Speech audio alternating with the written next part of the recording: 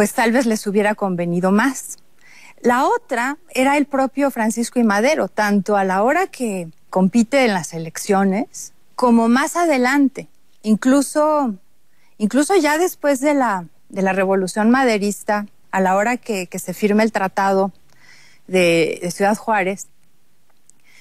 Ahí también, y en esa parte yo creo que sí hubo, digamos, como una recuperación por parte de Porfirio Díaz y su gobierno, del sentido que había que ceder y que había que negociar, más allá de la lucha armada, y de que efectivamente pues el ejército de Porfirio Díaz no pudo sostenerse, pero digamos como que fue una revolución muy breve que se cortó, a mi juicio, porque el propio gobierno de Porfirio Díaz dijo, pues vamos mejor a hacer un pacto negociado y vamos a llevar al país a un camino más pacífico.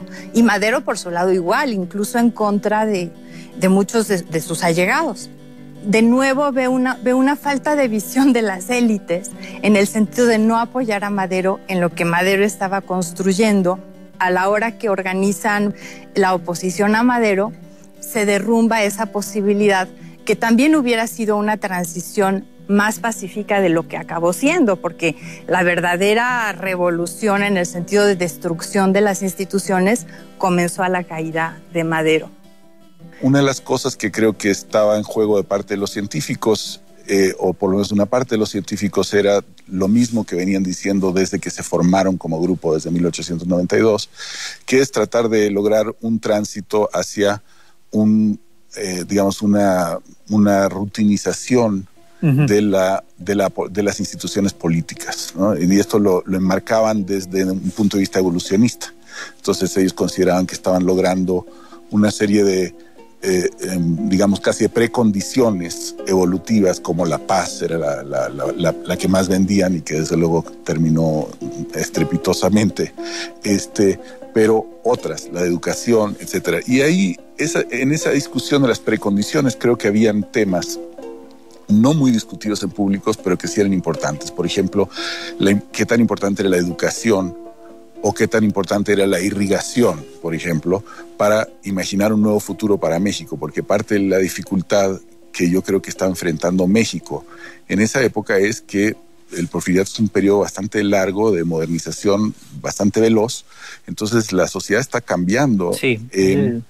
Y hay una dificultad para encauzar esa transformación. Y una de las imágenes más consistentes, creo, de futuro fue, por ejemplo, la de Justo Sierra, que tenía una inversión colocada, una tirada de largo plazo hacia la educación.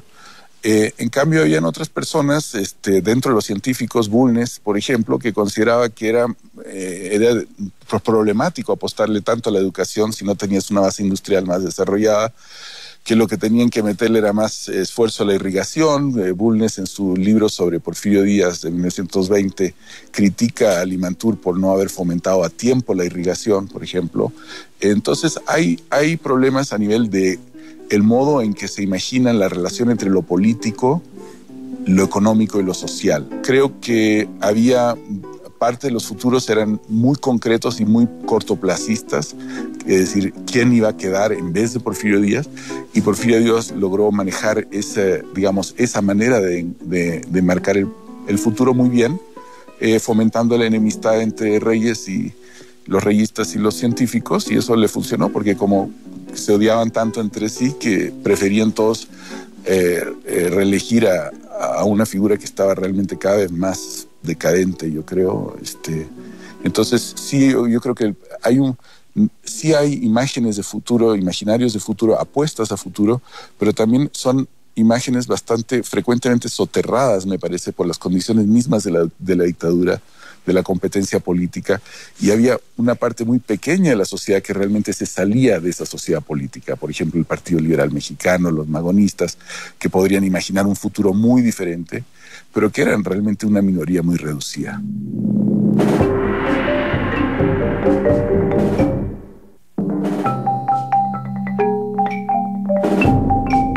Tengo la impresión de que efectivamente la década 1900-1910 sigue siendo un tanto cuanto misteriosa en términos de la explicación misma de la crisis y derrumbe del porfiriato, como en términos de la gestación de la Revolución Mexicana sin considerar todavía la revolución propiamente dicha. Yo diría que si se imaginaban un futuro, las élites a partir de 1900, se lo imaginaban a partir de una matriz más o menos compartida, que es la del liberalismo, ¿no? Eso está más o menos asentada con los matices que pueda haber dentro del concepto mismo.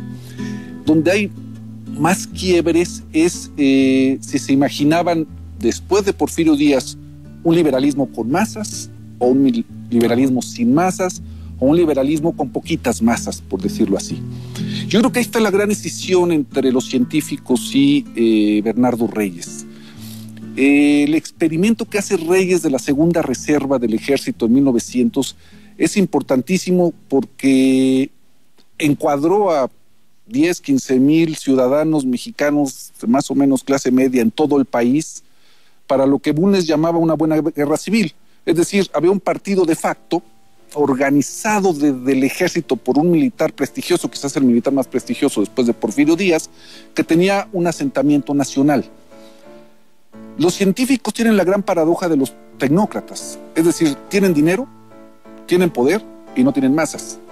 Entonces, no lograron construir el partido oligárquico la manera de que se construyó el partido oligárquico en Chile, o se construyó en Argentina, o se construyó en Brasil, más o menos en los mismos periodos. Y esto es muy importante. Si uno mira las memorias de Limantour, Limantour está pensando desde muy temprano en que necesitan un partido de gobierno, es decir, necesitan un PRI antes de la revolución. El problema es que pueden hacer el partido, pero no tienen las masas. Bernardo Reyes tiene las masas. La salida de Bernardo Reyes creo que es una herida muy profunda en la manera de poder hacer política en el México anterior a 1900.